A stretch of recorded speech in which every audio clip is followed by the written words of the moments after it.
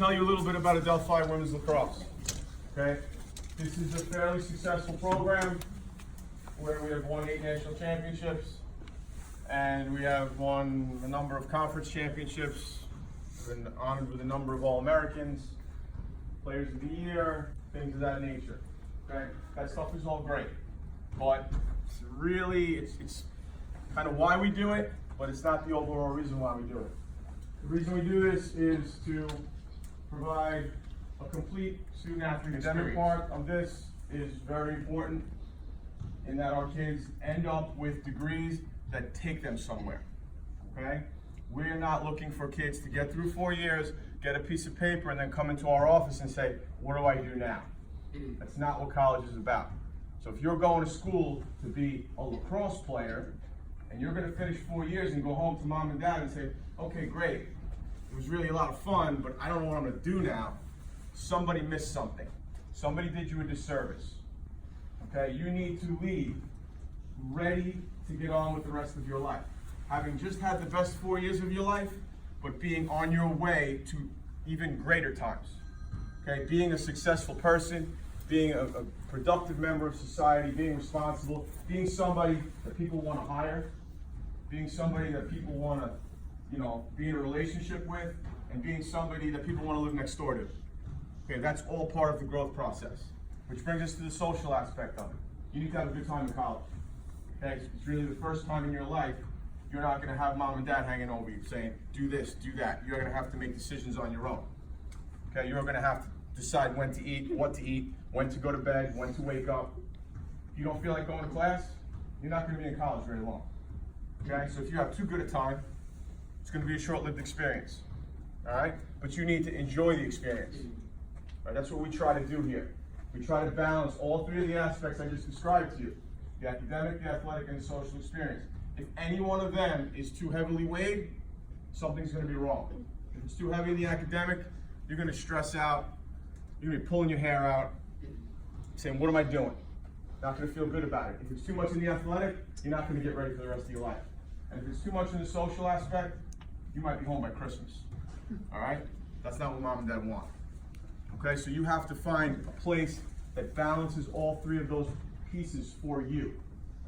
We find people come here, they're happy, they work hard, they're productive, and then they leave, and they're nurses, teachers, they are speech pathologists, they are accountants. They walk out the door and they're on their way to something. They're not on their way looking and wondering what's next.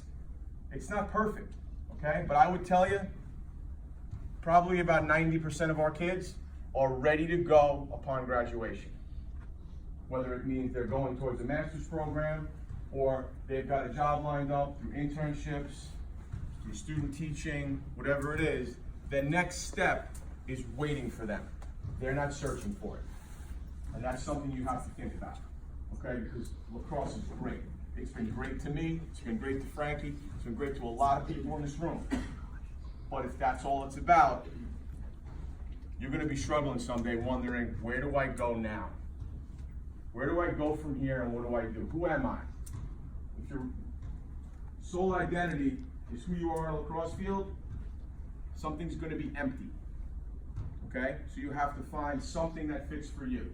You have to find the right place, okay? What do we do here? Okay, Division II Women's Lacrosse. What's our schedule like? Anyone wondering that? Okay, in the fall, we practice 3 days a week. Tuesday and Friday afternoons and Saturday mornings, okay? We practice Saturday morning at 8 o'clock. We lift 3 times a week in the fall? 3 times a week, see, I don't know. Okay, I don't know a lot. Okay, that's why she's here. We lift 3 days a week, we practice 3 days a week. Okay, we go 24 days of practice in a 45-day period. And then we're done, usually around Halloween. So we usually let the girls get into their class schedule a week to 10 days into school when they arrive. We'll have a meeting and get them together, but we don't practice for a week to 10 days. We get to that, we get started, and we run through about Halloween. We'll play 2 or 3 events in the fall where we try to compete against normally Division I teams. So we'll go up to Syracuse and we'll play Syracuse, Cornell, Colgate, Binghamton, Siena, Albany, schools like that. We want to compete against the best teams we can possibly find because they won't play us in the spring. Okay? It doesn't serve them well to go against us and potentially lose a game to a Division II team. So we try to find the best competition we possibly can. All right, and then we do a couple other events depending on the year if anything changes. Okay, we generally, since I've been here, we go up there every year.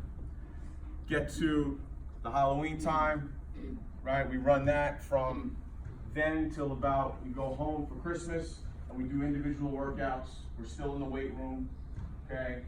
And we go through all that. So we'll be lifting and then we'll do small group instruction, skill development, anything we can do to help our kids improve. So they'll get out there, 2 or 3 days a week and we'll just do, whether it's stick work, shooting, footwork, conditioning, things of that nature.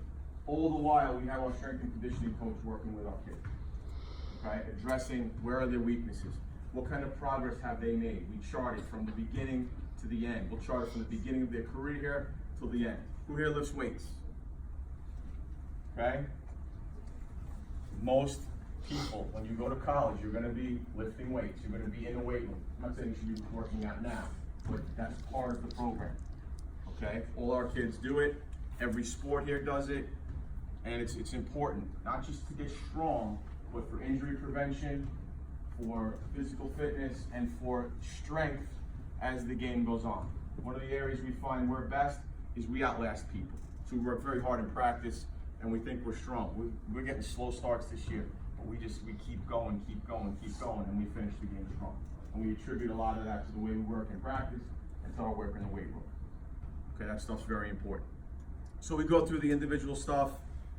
We try to address our weaknesses and get better. We go home for Christmas.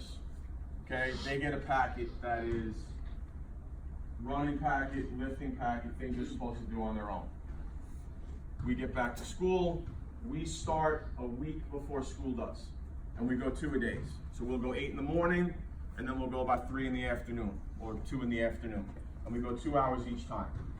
Try to break up the work, where the first session is maybe conditioning and that kind of work, and then the second part is skill work, stick work, game situation stuff.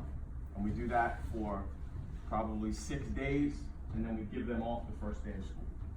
That's their day of rest, get into the class, get going, and then on that second day of school, we're in gear, we're ready to go. All right? 2 or 3 scrimmages maybe before we get into our game schedule, which is usually anywhere from the 2nd to 3rd week of February. And then it's on. We start our season for the last 5 years with a trip to Florida. We go down there, we play two games in about 6 days, okay? Get there, practice the next day, game, day off, maybe another day, game. We try to play that last game about a noon start if we can, have the rest of that day afterwards, and fly out the following day, late in the evening, to give the girls the entire day off and to enjoy Florida and the warm weather, which we know we're not coming back to. Okay, so we try to balance the trip with some fun, with some really good games. This year we played the number 3 and the number 10 team in the country there to start the season. A lot of people wouldn't do that. What are we risking? We're gonna go out. If you want to be the best, you got to play the best. So that's what we do. Okay, our first 3 games of the year were 3, 10, and 7 in the rankings. Okay? A lot of people want to ease into the season. What's the point? All right, we went out and found good games and we were successful. Okay, so run that trip to Florida. Enjoy it. Do some fun stuff. We've done an escape room there. We've gone to Gatorland. We've done the parks. We're always trying to find different things that the girls enjoy. And sometimes it's just spending that last day around the pool. We're to the point now where we allow them to make that decision. What do you want to do? First year we spent thousands of dollars on tickets to the parks. They all went, but they would have rather been laying around the pool. So we said, what do you want to do? Following year, 3 girls went to the parks. Everybody else sat by the pool. Okay? So we saved a lot of money for the program, which we're able to spend in other areas now for that. That's an empowerment that we believe in here. We believe in open communication with our kids so that we know what they want, we know how we're doing, and we know, what direction we should be going in. All right, so we run through the season. We get back, our schedule is largely in the Northeast. We go anywhere from Vermont, New Hampshire, Syracuse, Connecticut. We're all over the Northeast. The conference is called the Northeast 10, and the furthest trip is St. Michael's, which is in Colchester, Vermont. Then you also have Rindge, New Hampshire, Manchester, New Hampshire. It's a lot of time on buses. Girls like buses? Get used to it, right? That's the time to get some work done. That's the time to, communicate with some friends, pay attention to what's going on in social media and stuff like that. But it's also time for teams to get close. You're stuck on a bus, you can't get away. Okay, so that's the time to either become closer or get on each other's nerves. It's kind of a test of a team and what they're made of and how they care about each other. So we enjoy the trips as best we can, and we spend a lot of time on buses. So that's what that is. Then we get through, depending on how the season goes, Northeast 10 tournament, and then on how that goes, NCAA tournament, and then on how that goes, you're happy or you're not, okay? It's not all determined by whether you win championships or not. Sometimes you do your best job and you feel the best about what you're doing just because you maximize the potential of the group and you got the most out of what you had, all right? But we're in an environment here where anything short of a championship in many people's eyes is failure, and that's really hard. That's a tough thing to deal with. We struggle with that every day. Are we good or are we good enough? We win a game 16-4 and we're sitting watching the film saying, we weren't good that day. We need to be better. And then we can win a game 13-10 and feel really good about what we did. It's the ability or the accountability where you can look in the mirror and be honest with yourself. And that's what we try to do here, be honest with ourselves, with each other, and with our team so that we can be the best we can possibly be. Okay? So we go through the season and then it rolls out wherever it rolls out. And some years we're really happy with it, and some years we're disappointed, and it's kind of a tough struggle, but that's what it is here. Who wants to play in college? Who wants to play Division I lacrosse in college? Who wants to play Division II lacrosse in college? Who wants to play Division III lacrosse in college? Okay, I don't know any of you, but those of you who are D1 or bust, you're going to be terribly disappointed, okay? And you're operating with a closed mind. That's the disappointing thing, okay? Open your eyes to what's out there and understand what it all means, okay? I played Division I lacrosse in college, played pretty competitively, and I don't know that I'd want to do it today, okay? Not because I don't love the game, it's different, okay? It is different. Every level has different ideology, every level has different expectations, every level has a different workload, okay? And every level has different priorities, okay? Priorities being, in most cases, lacrosse. We played Division I teams in the fall, and we beat them by 12 to 15 goals, okay? Little old us here. And they work 10 times harder than we do. They get up at 5 a.m. to lift. They have practice at 7. They have study hall at 7 o'clock at night. They have to go to team meals. If they don't go to training table, they got problems. They practice so hard and so long, and they're gonna go 4 and 12. Is that what you want? Anyone? Anyone? I don't think so. Okay? Or you go to the University of Maryland. Good for you. You're going to work just like that. You're going to win championships. You playing? You on the field? Look in the mirror. Be honest with yourself. Be honest with yourself. You're going to go through 4 years, you're going to have a successful team, you're never going to play. Is that good enough for you? No. Picture getting clearer? Okay? Now, I'm not knocking anyone down. Ambition is terrific. Okay? But you need to be self-aware and you need to think about the big picture. Okay? take a look around. Okay? Take a look around. Ask the questions. Get the information. All right? There's a lot of opportunity out there. Every one of you can play in college. There is a place for you. Okay? There is a place for you. And I have never seen any of you play. There is a place for you though. Because the game is growing exponentially. There are a ton of programs out there. Okay? But there are a ton of programs out there with a 30-year-old coach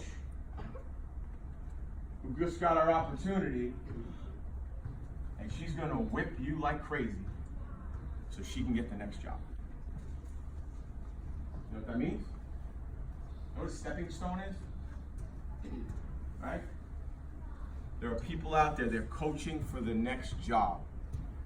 If they can take a team that's 2-15 and make them 6-12, they're going to get the next job. And they're upward mobile, right? They're on their way. And the coach that you love, which is why you went there, in year 2, she's going to be somewhere else. Is that what you're looking for? Nobody is. Nobody is. Hell, there are people here hoping I'm gone next year. Right? Too bad. I'm not going anywhere. Okay? This isn't about Adelphi. This is about college lacrosse and the sport in general. Before Frankie got here, she was at Stony Brook as a coach. She was at Bucknell as a coach. Okay? Girls at Bucknell loved her. Yeah. Next opportunity. Okay? So what are you looking for? You're looking for a place where you can be ready for the rest of your life, and you're looking for a school that you love, a place that you love, where if the sport was taken away from you, for whatever reason, you still want to be there. Have you thought about that? Have you thought about how far you want to go? How far from home? How far from mom and dad? You want to go 2 hours? You want to go 5 hours? You want to go to the West Coast? Huh? Thought about how cold you want it to be? You like the snow? You want to go where it's warm? Right? There's so many things to consider. Okay? So I'm telling you now, in the year 2019, if it's Division I or bust, you're selling yourself short. There are some tremendous opportunities at Division I, Division II, and Division III levels. Great opportunities athletically, socially, and academically. Don't sell yourself short. There might be a place out there that has a good lacrosse team, but has the perfect academic program for you. And you're going to be on top of the world 4, 5, 6 years later because you went to that school. Okay? Are we clearer or are we more confused? If you leave here more confused, then we helped you. I'm serious when I say that, because you need to think about a lot more than you young people are probably thinking about. Mom and dad have thought about it. They don't know how far you're capable of going away from home. They don't know what level you can play at. All right? Other people are going to determine that. All right? But you have to be self-aware. Okay? You have to be self-aware as a young person, and it's not easy to do. Give very careful consideration to what you want, who you are, and where you want to go. You are important. Okay? When you look in the mirror, you should be really happy with the person looking back at you. Be confident, feel good about yourself, right? All those things. And if you equate it strictly to your lacrosse ability or career or whatever it is, you're underselling yourself. There's a lot more to you. There's a lot more to you. Okay? So think about the whole picture and how the game can serve you so you can give back to it. Okay? Jerry and I played together probably 35 years ago. Right? When was the last time I saw you? About that time. Introduce yourself for me. Hey, how you doing? Right away. Listen, don't forget. The game will be so good to you in so many ways. The relationships, the places you'll see, the people you'll meet, the experiences you'll have. Okay? Don't equate it to how many goals you scored. I couldn't tell you how many goals you scored. Don't remember one. But I remember him because he was a friend. And a friend you make through the game will in all likelihood be a friend forever. Okay? Don't undervalue that and don't undervalue yourself. Okay? I could do this all day. But that's not what you came here for. Tell me what you want to know, and hopefully we'll have the answer. Good, let's go. The simplest of questions. If you're thinking of it, someone else probably has it on their mind. Don't be shy. It usually takes one person to get it started. So Jerry, go ahead. Yes. I really appreciate the question, but I was thinking it, so I'm going to ask it. You are exclusively with the girls program? Yeah, I don't get I involved want in to boys get my son here program. too. I want to get my son here to give his lecture. No, I used to actually coach here with the men's team before, but we don't have time for anything else. You know, but we have good relationships with the men's program. So Somebody else can give this talk. Yes. I really like it. Yes. What's your recruiting process? Recruiting process, great question. Okay, we start the recruiting process with those that are interested in the school. So those who communicate with us, send us an email, send us film, send us something through the online questionnaire. We put that all into a database, okay? When you do that, you say, this is who I am, this is where I'm from, this is my team, these are our colors, this is the number I wear, this is the year I'm in, and this is where I'm going to be at these particular events. Or even better, here's my schedule.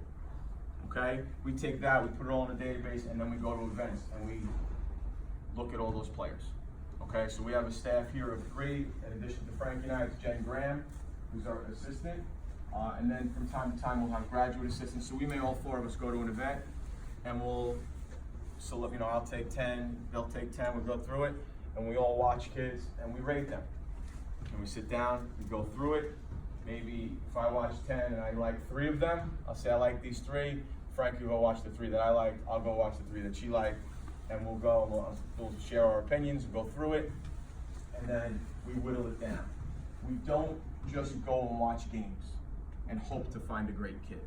But we may get contacted by you, go watch you and see you and say, hey, that's somebody who we'd like to talk to. So you may get contact from us because we went to watch someone and you looked really good and we'll take a flyer on it. It doesn't cost us anything to send an email, right? So we just take a shot, say, hey, we saw you play, really, like your style, what you fit in good with our system. If you're interested, let us know. Sometimes we hear back and things are great. Sometimes it's crickets and nothing. Can't get it. But we start with the people who reach for us. Okay, that's our general pool to begin with. And then we go from there. We have a lot of alums that are high school coaches and club coaches, and they reach out to us. We have great relationships with certain schools and certain programs, and we know if they suggest someone to us, that they're sending us a kid who can play. So that's another part of it. Yes? Are there scholarships available? Are there scholarships available? Yes. Okay, we have the equivalent of about 10 scholarships. Okay, every program is different. So you might have a school in our conference that gives 0 athletic scholarship, okay? But they give generous academic aid. At Adelphi, we have generous academic packages, okay? So ladies, hear this clearly. If you want to help your family, hit the books. There's more money in academics than there is in athletics, okay? And your neighbor who got a full ride to Duke is lying to you. Got it? If you're a goalie and your lights out and you're amazing, you got a shot. Okay? But if you're a middy who had 16 goals her senior year and she's good between the lines and she got a full ride to Maryland, nose is growing. Okay? We package our kids here. So we might bring a kid in who gets $16,000 on the academic side, and we'll give her another 12 or 16, depending on where she falls in our charts, and that's how we'll work it out. Okay, but we package everybody, and I would tell you that most schools will do that. Okay, most will do that. Yes? Do you only go to travel team games, or do you go to like high school games? We go to high school games. I got kids in high school. I go to high school. No, we go to high school games. We'll go more often. We'll go to see kids that we have committed already. So we went to watch 2 of our kids on, what was it, Wednesday? All right, we went Wednesday to watch 2 kids that are committed play against each other, which was really fun because their moms are in the stand and their dads, and they're going against each other, but they're sitting together and they're friends and they're ready for next year. But then you will see, the same as on the club side, you will see a kid you're there to watch, and you'll see another kid and say, oh, what's that kid doing? So even though we may go to a high school game more often to see a kid that we already have in the fold, we'll see other kids. Or we'll get reached out to by a high school coach who says, I've got a kid here and she's not committed yet, and time is of the essence. Can you come watch her play? Because I really think she'd help you. And we'll go to a high school game on that basis. Yes. Yes? How important is body language on players when you're there watching them play, and how can that determine whether you take them or not? Oh, it can be a huge determining factor. You know, the things that we look at, aside from whether you can play the game, how do you take coaching? Okay? Do you look a coach in the eyes? Things doesn't go your way on the field. Do you bang your stick on the ground? Do you drag it around? Are you after, you know? There's a difference between being demanding of your teammates and being demeaning of the teammates. There's a difference, and we can tell. Okay, we can see that. We want to see kids fail because we want to see how you handle it. Now, John Danowski did a really great thing, as you probably saw it online, where according to him, every kid that ever wanted to get recruited to Duke is the greatest player in the world. They never have a shot saved. They never miss anything. They make every ground ball. No goalie has ever been scored on in their highlight film. Okay? We want to see failure. We need to see failure. But we fail out there. Okay? And how we handle that failure will determine if we can succeed. So that's a big part of it. Absolutely right. There's other things you pay attention to on that. How do you handle a conversation when we meet with you? Are you respectful of your parents? When we sit down to talk, we bring you in on a recruiting visit. Are you respectful of your parents? Because if you don't respect your parents, you're going to respect me. You're going to respect her. What can we expect of you if you're not respectful of your parents? Right? Parents, if you're insane, we don't want you here. Okay? Because everybody's perfect. Okay? But everyone's on their best behavior, and then we get here and we got 20 coaches in the crowd communicating louder than we are, saying things we don't want them to do. So we're all in that situation. Enjoy it would be my advice to parents. Enjoy it. Well, I was at Syracuse for my daughter when she was there, and all the parents spoke in a meeting, and everybody had something to say about what they wanted for the season, for their kids and for the team. And my suggestion was, pick a kid that's not your own and cheer for her like crazy all year. If everybody picks someone else's kid and isn't worried about their own, think about what it would sound like. Think about the feel in that crowd. And then she transferred. We've actually sat at games, whether it be travel or high school, and been by a parent that we've actually gotten their kid off the list due to a parent who was, whatever it was on the sideline at a high school game or a club game in the summer where you're playing just to be as a showcase, and your parent is in our ear, and that's what we hear because they're sitting by us and they think, let me go stand by the college coaches and talk and communicate. And they've actually ruined opportunities for their children. So that is something on the parent level to definitely be aware of. My advice to parents, enjoy it. The high school and club years are fairly brief, and the college years go like that. We've got kids that are juniors and seniors, they just got here. Just enjoy it. Don't stress about it. Yes? At what age should they contact, or what grade should they contact the school with an email? I would say the 9th grade, for the 9th grade summer.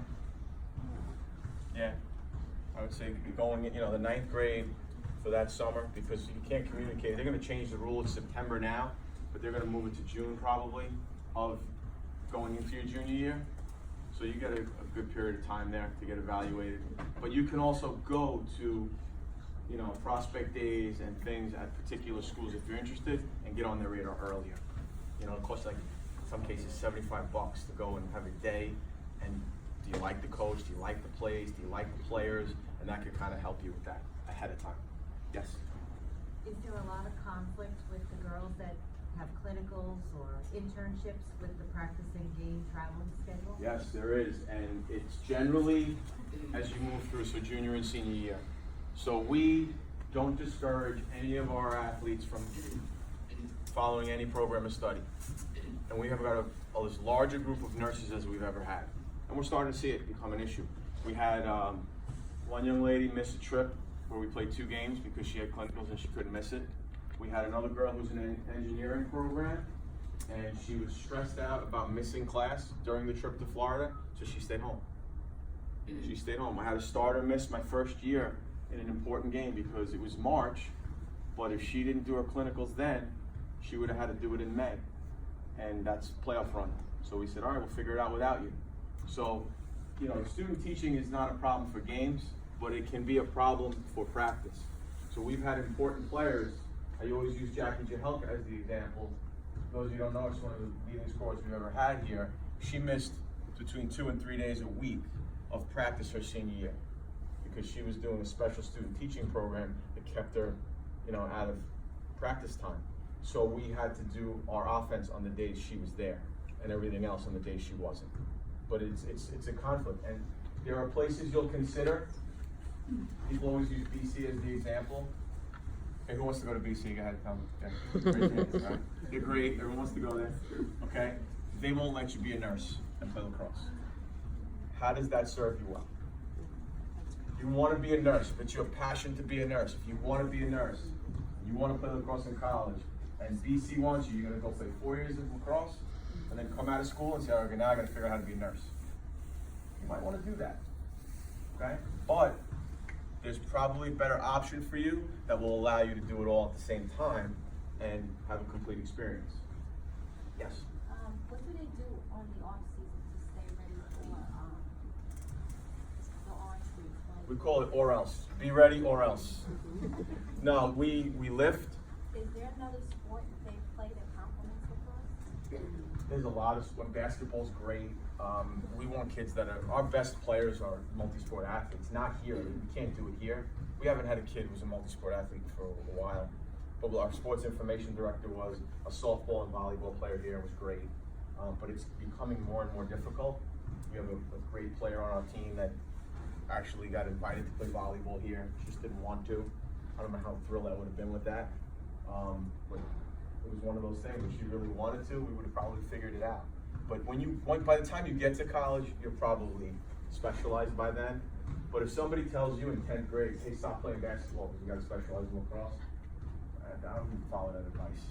Play basketball, play soccer, play volleyball, do different things, because all of those things will help you be a more well-rounded athlete, and that's going to be good for you. But when you're here, we've got enough in line for them that they're ready again or else. And we know when we get back in January who did the work and who did pretty quickly. Yes? I have 2 questions. My first one is, for being on a lacrosse team, is it mandatory to have protein drinks or protein meals? And my second one is, do you know if there's a veterinary program? I think so. But No, there we don't is. have a veterinary program. There is at other schools for sure. Yeah, you can definitely pursue that. Do we require you to drink protein drinks and things of that nature? No. But what we do have, which is a rarity in Division II, is we have what's called a refueling station. So after our kids go to the weight room, they lift, they go through their program, and they're on their way to class, there's a refueling station where they can get a protein drink or a bar or a piece of fruit or something like that. And that's just all part of it. It's funded through one of our donors, and he's provided all the money for that. And it's a great opportunity where kids usually be scrambling to get to a dining hall or something now. Varsity athletes have the refueling station, they grab what they need, and then they get to class. That's really, I would tell you, that's a Division I thing that we have here that we're very proud of. Yes? Megan, from the academic side, are you looking at, what are you looking at? Core subjects, overall grade, how much do the ACTs versus the SATs play a factor in that? Are you looking at the big picture or something specific within the academic core subject? We're looking big picture. You want to cover that?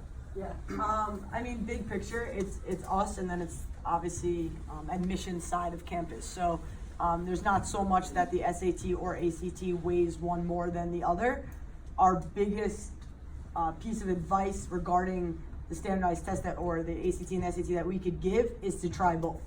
When someone comes into us and says they've just focused on the SAT, we say, well, why don't you give the ACT a chance? They're two very different tests.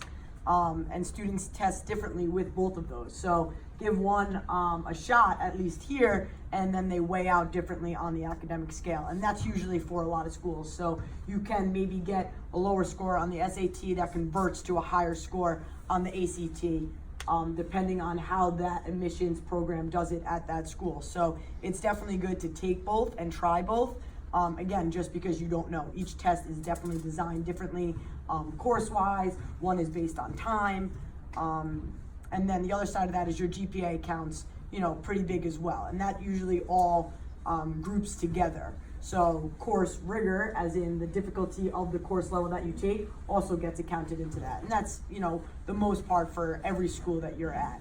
But like Pat said before, focusing on your grades is a big part of it. That is something you have full control over. For us here, it really, your GPA kind of stops after your junior year. Counting. Your SAT or ACT you could take up until you come here in order to, do better for yourself academically when it comes to scholarship wise. But your GPA, you have to do the best you possibly can until you enter your senior year, because a lot of schools, GPA kind of, I don't want to say doesn't matter, kind of forget that. You really have to continue to do well in school, but it stops counting once you get to your senior year. So, if you fall off your junior year, you fall off your sophomore year, it's going to be really hard to get back up, because again, that senior year is not going to count as much toward it. So again, the biggest piece of advice, take both the SAT and ACT. Even if you go in blind the first time, just see what you get. Then again, we say it all the time, focus on an SAT tutor, focus on an ACT tutor, rather than focusing on the individual lesson for lacrosse. Maybe take a week off from the personal trainer for lacrosse and put the time in for your SAT and ACT tutor. That is where it's going to pay back for you. And we go through that all the time with people, but the work you do in the classroom, so it goes three different aspects. They'll evaluate you based on your GPA, your class rank, and your standardized test score. And they all have a point value, and that's how they determine your academic award. And we don't get a read from the other side of campus until your transcripts at the end of your junior year. So we can't even tell you, okay, we could look at it and say, we think it's going to be roughly this much, and we won't do that with you until we get a read from the other side of campus, and that's not even official, that's just a ballpark figure.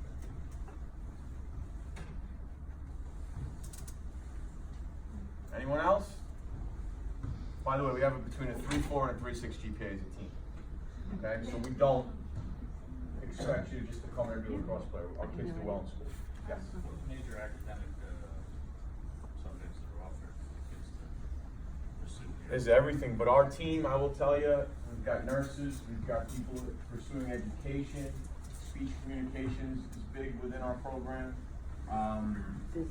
What's that? Business. A lot of business. We've got some accounting majors, finance, marketing, things of that nature. It's all, the way I explain it, it's all career driven. It's not just to get a degree. Most of what our kids do is career driven. There's a finish line that gets you employed, which is the thing we're most pleased with. We just had, I'm sorry. Well, we just had this week what we call mentoring night. So juniors and seniors in the athletic department are required to come into this room and meet with alumni who are in different fields of work. Okay, so we had people in education, we had graphic designers, we had people who graduated here as athletes and had, gone on to be employed and get going, and now you have to show up if you're a junior or senior and interact with those people and ask the questions. Similar to what we're doing here, they're asking the questions. How'd you get your first job?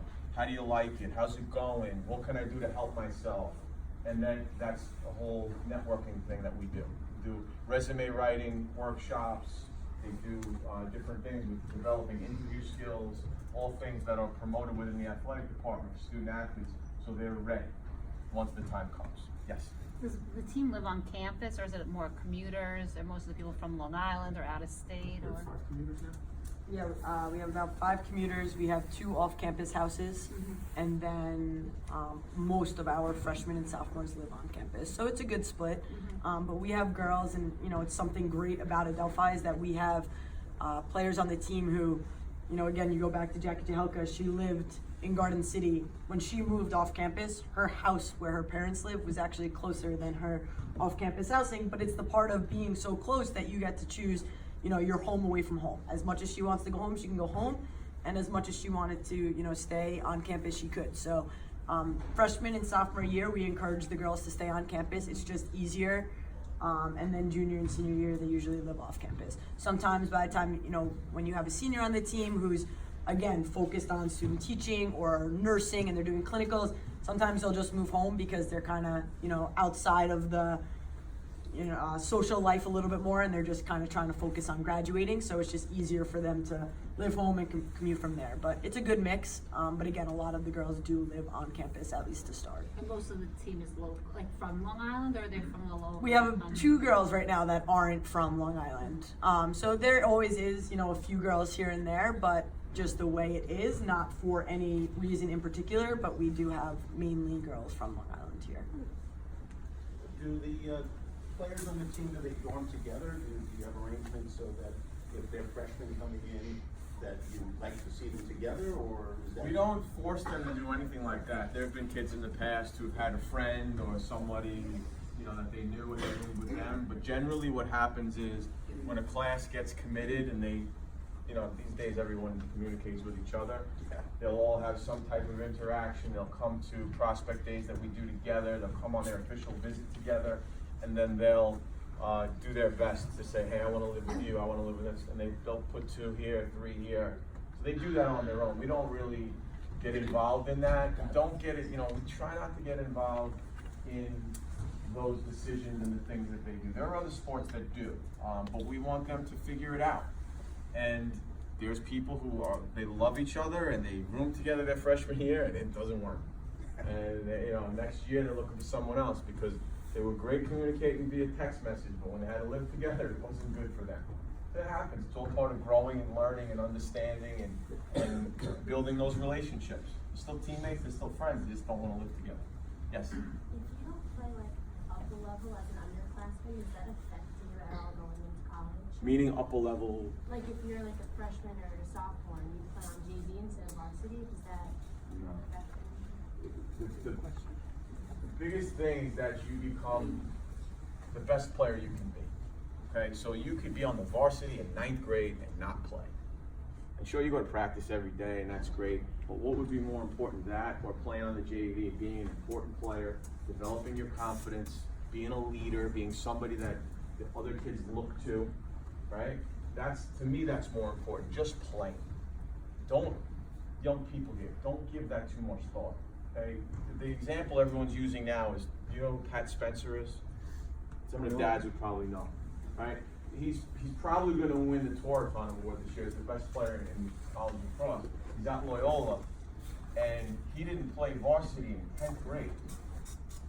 Okay? He was on the JV in 10th grade. He's the best player in college lacrosse right now. Okay, look him up when you get home. Everyone talks about that story. Now, he might be an aberration, but the truth of it is, just play. You don't know when it's going to click for you. Okay? We've seen kids who were okay in 8th grade, okay in 9th grade. I mean kids that I know, kids that I've coached with my own kids. And then all of a sudden you see them in 10th or 11th grade and a switch goes off. You don't know when it's going to happen. Okay? Mom and dad can't say when it happens. That's gonna be dictated by Mother Nature. She's gonna something's gonna click inside of you, you're gonna mature, you're gonna develop, all of a sudden you're gonna decide you love it. That's not for anyone else to decide. And if a coach tells you in 9th grade or even 10th grade, hey, you're on JV, you know what you do? You go work and you play and you prove them wrong. You don't pout, you don't tell them they're wrong, you prove it with your play each and every day, okay? There's a guy named Scott Van Pelt on ESPN, and he said something great the other day. Parents today are trying to prepare the path for their child when you should be preparing your child for the path. Okay? I'm not knocking anybody, don't take that the wrong way. But we've got to let them struggle. You've got to struggle to become who you're going to be. You've got to be told no. You've got to be told you're not good enough. You've got to be praised when you are good enough. But you got to be told the truth. And if you're at a school that's great, and you're not on the varsity in 10th grade, is that really a knock? As opposed to someone who goes to a school that's not very good, and they're on the varsity in 9th grade. I have this debate all the time with people. Those circumstances are not determined by you. So you just have to live with them and do the best you can. Yes? Do you guys have a tutoring program through the athletic department? We don't have one through the athletic department. We have what's called the Learning Center. And in the Learning Center, we encourage our kids to go, whether they're struggling or not. They will help you. If you've got a paper to submit, they'll sit down with you and they will basically go through the paper with you, help you edit it, do things like that. If you're struggling in a subject, they will sit you down with somebody who is a student who has excelled in the subject and moved on already, and they will tutor you that way and provide you with assistance. But we get what's called early warnings that we get, how many times a semester, you figure? 3 or 4, depending. 3 or 4, hopefully we don't get many, but if a kid misses a class, misses an assignment, does poorly on an exam, doesn't participate, any of those things, it comes in a report to the athletic department that comes to us. And then we bring the kids in and say, what's going on here? It says you missed 3 assignments. Well, we were on the road, I missed 2 classes, so I missed 2 assignments, but I handed them in when we got back, and then you double check it, and okay, she's telling the truth. Or, I can't get it, I don't get that class, I can't do it, it's not for me, I don't understand it, I have to drop it. Or there's always some explanation. We very rarely had an explanation that we were really annoyed with. It's usually, okay, we get it. Or we get brought into into the situation very early. Yes? How many girls make the team? How many girls make the team? So every year is different. Some years, my first year, I think we had 31 or 32. Last year, we were short last year, right? We were at 29. 29? 28. Yeah, but it's usually around the 30 number. It's usually what it is. I mean, that includes 4 or 5 walk-ons. Right now, That includes 5 walk-ons. Okay? So we try to keep the roster around 30. It allows us to practice well. It allows us to do the things we want to do, get up and down the field. If your group is much smaller than that, when you consider, like Mondays, what do we have, 18 kids at practice? sometimes. Mondays we have like 18 kids at practice because they have class. And Mondays is a tough day for us. We've actually considered practicing either in the morning on Mondays, very early, or practicing on Sundays and taking Monday off. Because Monday is a day that class conflicts with practice so much. Just going off of that, that's a good question. When you go, a lot of these questions are good when you go on, to visit different schools. That's a good question to be followed by if you travel your whole team. So we like to stay at that number because there's nothing we do where we leave anybody behind. Unless, of course, they have class or something like that and they need to stay behind. But we travel right now we have 28, and we're gonna always keep it at a number where we don't have to leave anyone behind based on our budget. So when we go to Florida, we bring everybody. We don't have a travel roster. Because again, we practice every day as a team, and we both agree that it wouldn't be right to have you have practice every day and then tell you couldn't be a part, because that's a big part of what we do here. We travel well, we eat well, we go to nice restaurants, again, and we try to keep it at a number where we can do that. And if we went anywhere above that, we wouldn't be able to. And again, that's a good question to have when you go to these, schools and you sit down with coaches on whether or not they do that. Because then once you get there, you work every day, and then, well, am I still fighting for a spot on that travel team? Am I getting on the bus? That's the question. Sorry, you had that That was question. my question. Okay. How many girls? Sorry. How do the walk-ons work? Is it an invitation process, or do you have a tryout and say, I have 5 spots, and how many girls would try out for? Well, it depends year to year. It's always different. So we have kids that reach out for us prior, and we may look at them and say, hey, listen, we're going to give you a preferred walk-on spot. We don't have a scholarship for you. But they're coming here and they're excited about being on campus and they want to be a part of it, and we evaluate them. There are other kids who may come knocking on the door, a week into the fall semester and say, hey, I'd like to try out. We've got Dina on that basis right now. She just came to us one day, and there's rules that you follow, that you have a certain period of time that they can kind of audition. And we had her out with us, and we said, you know what, she could do it. She could do it. We got a couple kids who we knew a little bit beforehand. We got one who didn't know anything about her at all, but she seemed like a really good kid. It was my first year, and I said, sure, give you a shot. And they do everything we do. Playing time's tough, but they do everything. They work really hard, and they're expected to. Yeah. Does every player on the team get an equal amount of playing time? No. We're doing this kind of to win, and unfortunately, everybody's not at the same level, and everybody doesn't have the same skill set. So we have, I would say we play 14 to 15 kids a game. We have games, we have stretches where those 14 or 15 players, we play 4 middies. Okay, 4 middies play, generally 4 defenders play. We'll play 5 to 6 attackers, depending. Maybe we'll run a couple people through the box defensively and add a couple to the rest of the middies.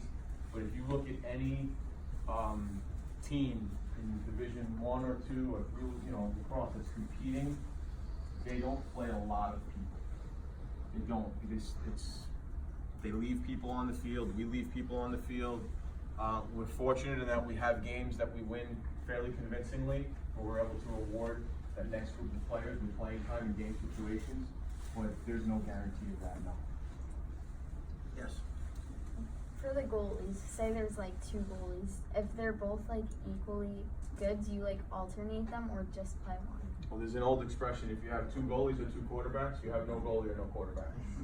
Okay, that's the way to look at it. So you might arrive at a point where you've got 2, and you're going to play them equally to figure out who's the one. But I think, and this is her job. Okay, so I'll let her finish this thought for me. I believe at some point you have to arrive at the person, but what do you think? Again, there's schools that definitely do it that way, but we both kind of share that same philosophy. So for us, obviously, it's always nice to have someone there to push, to be the backup. But again, when we have someone, it's better to stick with them. It's such a mental position. So, to be, and I've seen in some big Division I games, a goalie having a great day, and just because they split them, they pull. And they put the other goalie in, and then it's kind of like it's a pressure situation on that goalie that's going in, and then you kind of get in the other goalie's head. So again, the way we do it here is that, there's one goalie who has that start, and that doesn't mean that if they're not having a day that other goalie gets an opportunity. Sometimes we may stick with that, starting goalie to give them that opportunity. But again, that's the way we do it here. But there is definitely schools that I've seen in humongous games that their way is to split. So that first goalie gets the first half, and that second goalie gets the second half. But that's a tough one. We struggle with, she's having a tough day, do we pull her? Even in that. And then we sit there and say, she's going to make the next save. Let's just stay with her. She's going to make the next save. And she doesn't make that save. And we say, she's going to make the next save. You're waiting, you're holding out hope.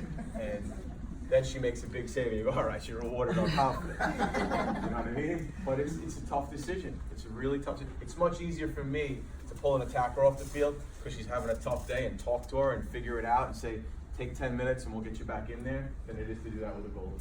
It's such a different situation. Yes? Other than goalie, is there a position that you value more highly than others? The draw is important. The draw is important. I think, really strong two-way middies. We've kind of changed our recruiting philosophy a little bit over the last year or so, that we probably can turn a midi into almost anything, Right. but it's tough to turn a defender or an attacker into a midi. So we're looking to become more athletic. I think, a ridiculous athlete, you can figure out how you can maximize her ability and how you can bring her along. But the draw is important. If you got someone who's great on the draw, you can also be great on the draw in high school, and college is different. There's different situations. But I think athletes in the middle of the field. It's going to depend year to year too with what we graduate. Sure. So if we have a heavy attacking class or defending class, something like that. So You try to go sometimes based on your needs. putting yourself in the best position would be to be open-minded. Don't I've coached travel teams and things like that where girls at a young age come up to me and say they're a defender. No, you're not. You don't know what you are yet. You got to give yourself. We have a defender on our team right now who actually was a defender her freshman year, and then was a starting attacker on the left-hand side for us because we said, try it. You have great hands. She played all year because that's where we needed her. Next year, back down on the defense. Every year she was a starter. Started on the defense, started on the attack, and never once was a midi. But she did everything because she was open-minded. So being open-minded is a huge thing, especially at your age. Don't be so, I don't want to run. You never know. Give it a try. Because now, especially with the game and the pace of the game getting faster in the high school and at the college level, you may be needed to run through the box, and having a little bit of speed or a little bit of, athleticism or ability to do that will help you. If the coach wants to put you on the field and is asking you to run or play midfield, and you say no, don't expect them to ask again. Okay?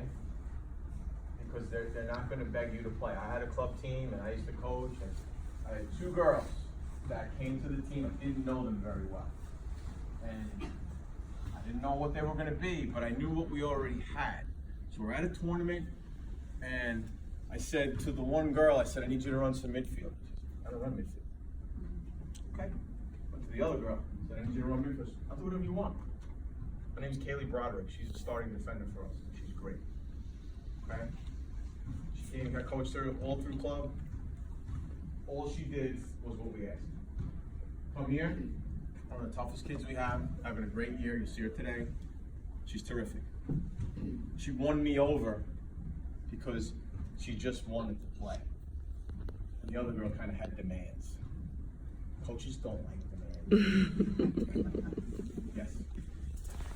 If you were able to get all of the Long Island travel directors in a room, what would be your one thing you'd like to see change with youth lacrosse that would help the girls be better prepared? It's a deep one. It's a good question, though. Listening, Jerry? I think the main thing is to not focus on winning games. I think the thing is to focus on player development. I think that's really what it comes down to. Obviously we know who the top teams are, just by reputation. And people say this on the guy side all the time. A college coach doesn't go to a tournament and care about the score of the game and what your record is. I know I don't. You could be on a bad team, but you could be a great player, and we'll figure it out. So that's my piece of it. I think it's to focus more on skill development.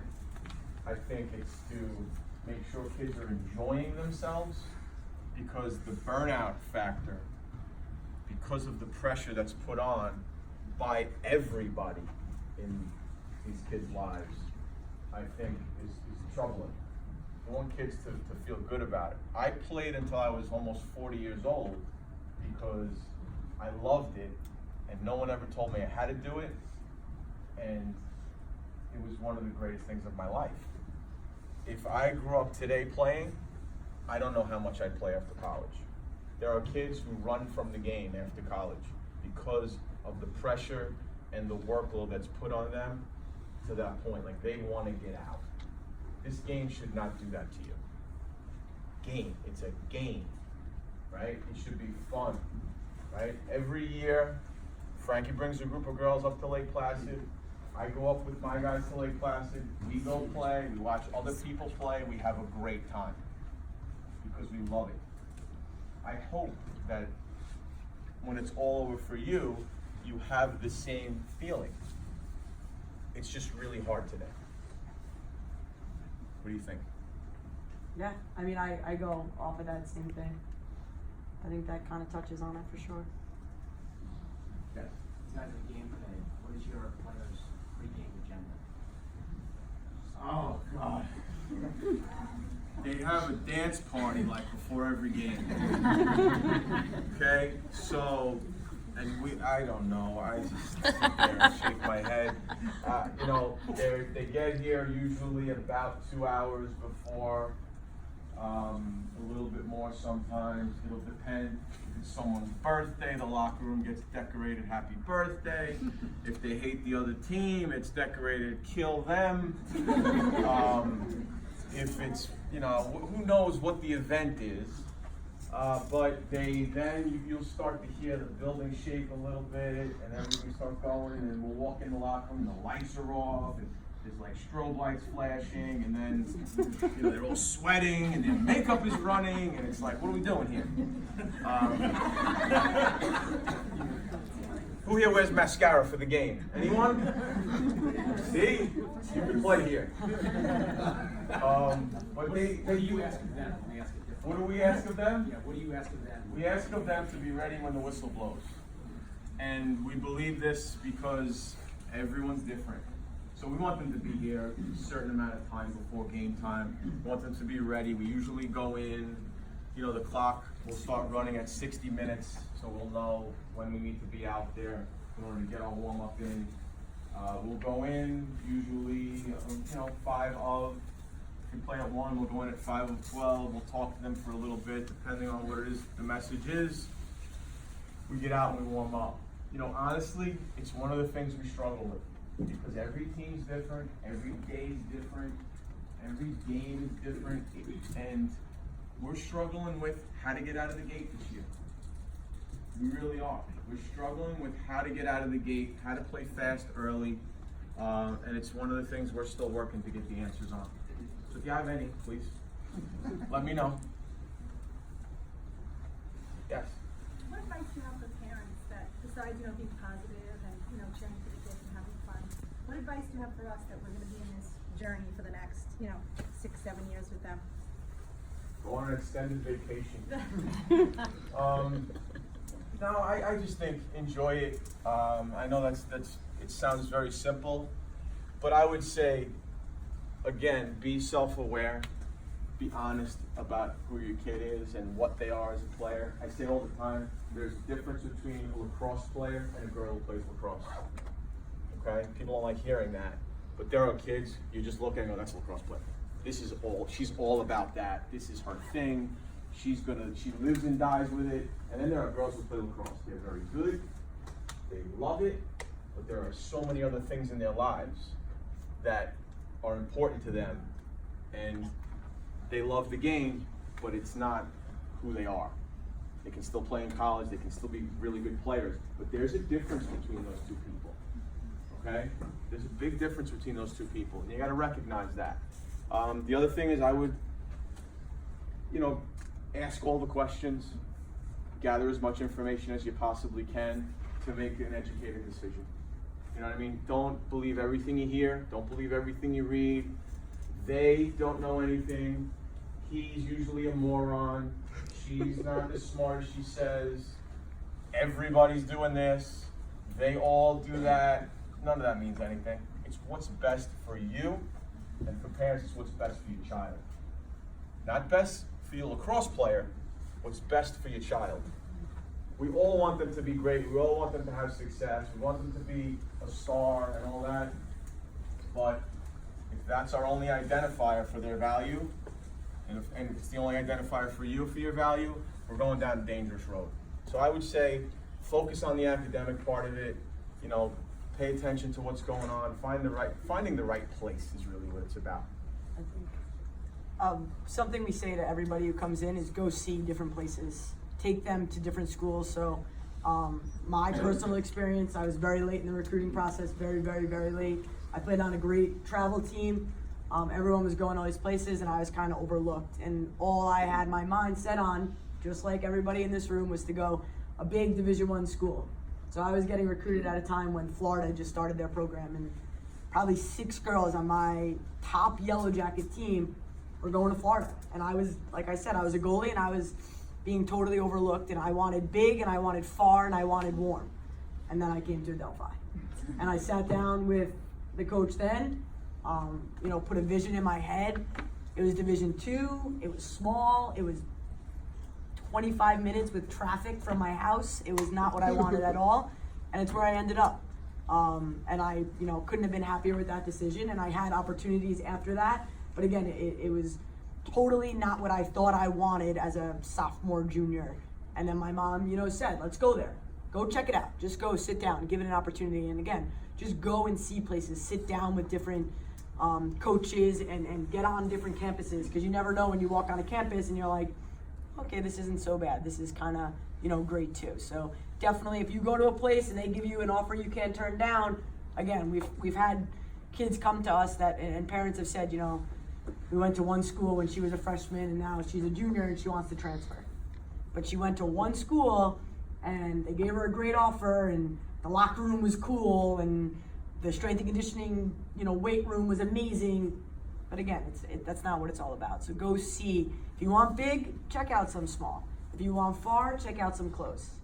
You know, and really, you know, get there and see it and meet the team. Meeting the girls on the team could be a great thing for you. You know, ask to go get lunch with them if you can. You know, we tell our girls, if you want to, you know, hang out with the team for a little bit, because that's where you can kind of be candid, ask questions that you may not be comfortable asking the coaches. When we do this, we usually do this in a prospect day setting, so it would be kids on the field, they come in here. We have a panel of our players here, and you can ask those questions of them. That's really good information, because they live it every day. So it's hard. If you have a person who's through the club or through your high school or someone who's somewhere, and you want to take a ride and go visit, try to hook up with them and have them show you around and give you, you know, the ins and outs of the school. One of the best things I did for my daughter was I had a kid I trained who was at Loyola, and I reached out to him. I said, listen, I'm taking a ride. I'm going to bring my daughter. I'm going to, you know, can you walk us around? Spent 2 hours with us, just walking us around and showing us the school and, you know, talking about it from a non-lacrosse point of view. And then he introduced us to a girl on the lacrosse team. We met her. We talked to her. It was great. It was a great experience. But prospect days are really good that way because you can interact with people, and you can see how the coaches, how the dynamic is with them and the players. There's things that can be helpful in that setting too. Yeah, one over there. Sorry. Yes. What do you look for to play with character? Well, toughness is really important. You know, we look at their academics. We watch them on the field. Some people asked earlier about body language and, you know, how they interact with teammates. We ask a lot of questions. We have a lot of people out there who we have confidence in, who will, you know, kind of give us a report on a kid.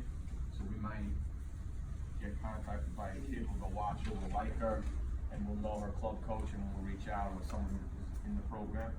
What's the story on this person? And they'll give us the rundown. And they know to be honest with us.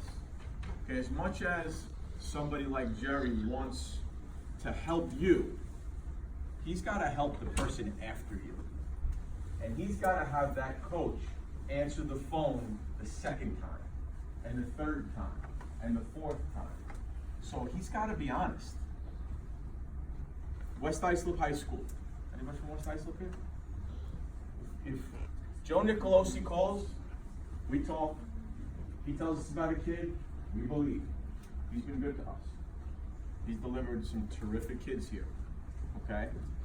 There's other coaches out there. You know, Rachel Ray at Long Beach. She knows. She's an alum. She was a great player here. So she might call us about one of her own, or she might call us about someone she played against. But when Rachel says, because we know she's invested in the program, we know she cares about what happens here, she comes to everything we do. She's a great alum. She's invested. She knows, like, hey, let me send the next kid there who's going to be great. But your coaches have to be honest, because if Jerry lies to me and says, hey, this kid's terrific, she's a great kid, the parents are great, this, that, and you come and we buy it, and you're a collective nightmare,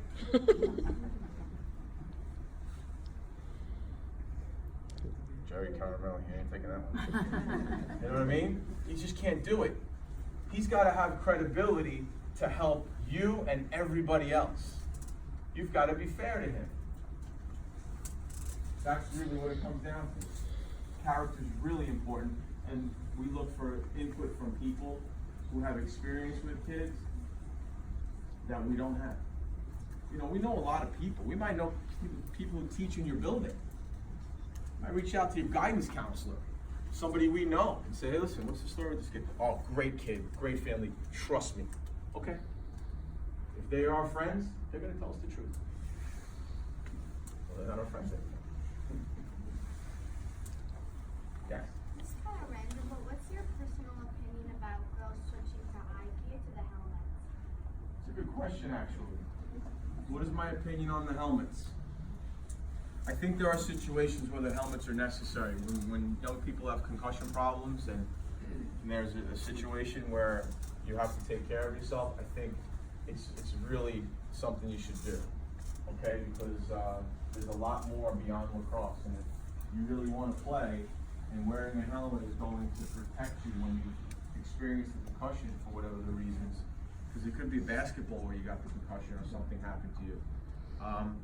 Overall, I'm not a big fan of the helmets, because I think it's something that when you start to become more and more equipped, I think people become less responsible with their sticks. And I think you're going to see more stick swinging. I think one of the things that amazes me about women lacrosse players is how controlled they are with their sticks and how respectful they are of their opponents, even if they hate them. Okay? So the stick work is controlled. People make mistakes. There's always an instance here or there where someone's irresponsible. But I think women's lacrosse in general is amazing in that people are able to go out there and play really hard, compete like crazy, you know, not like each other, but be responsible with their sticks and be respectful of the person they're playing against as far as putting them in harm's way. So that's the thing I say. And you saw it, I believe at least, you see it in hockey. When we were young, at least I was, guys didn't wear helmets, guys didn't have visors on, and people's sticks rarely came above their waist in a hockey game. Once guys started wearing helmets and visors, all of a sudden the sticks came up a little bit more. There's a little more feeling of freedom, and what's the difference? He's got a helmet on.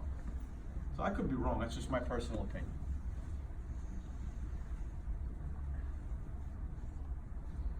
Before we wrap up, so you're a 17, 18-year-old kid. What was the deciding factor for you to be serious? My life was a little different. I can tell you my story. I'll do it as quickly as I can, and hopefully I don't cry. My father died. I was a senior in high school, and I could have gone to Maryland, Hopkins, Syracuse, St. John's. I could have come here, and I didn't want to do anything. So I was a knucklehead kid without much guidance. By the time I figured it out, I reached out to Maryland. They said, sorry, we don't have any room. I reached out to Hopkins. They said, if you go to junior college, maybe we could pick you up in a year or two. And I got a letter from Roy Simmons Jr. saying, I heard what happened. I feel real bad about it. I hope you're okay. But you should go to college. If you change your mind, call me. They reached out to my friend Matt Panetta, who went to Hopkins. They asked him, what's Matt doing? He said, I don't know if he's doing anything. You should reach out to him. They called me. My athletic director and my high school coach both went to Syracuse. And I was afraid of them both. And this is gonna sound terrible, but in that point in my life, I didn't go to school a lot. So I went to practice one day, and I was told, Mr. Salsian and Mr. Salerno want to see you upstairs. That was usually not like they were gonna give you a trophy. So I went upstairs, fairly scared, wondering like the list of things I had done wrong, and what did they know about. There was a couch in front of the desk, there was a desk here, and there was a chair there. Walk in, Salsian's in the chair, Salerno's here, sit down. Back then, ladies, they would hit you. Okay? I got smacked a few times. Sat down, they said, what are you doing? What do you mean? You want to go to Syracuse? I figured the answer was yes, because that's what was going to get me out of the meeting. He said, yeah. Okay. Jack Salerno dialed the phone. This is called Cindy Slugger. He said, Slugger, I got Pat McCabe sitting here. He wants to come to Syracuse. What are we doing? I said, put him on the phone. Hey, Coach, how you doing? How you doing? Back and forth. You want to come? Yes. Okay. That was it. I went to Syracuse. Where's Simmons saved my life? You don't want me saying, I don't think you guys realize how humble this man is. You go to Syracuse and you visit there, you're gonna see his name everywhere. That's just a fact. And I think it's important you guys know that. At some point. That's my story. And one of the reasons I go to Lake Placid every year is because it's his birthday.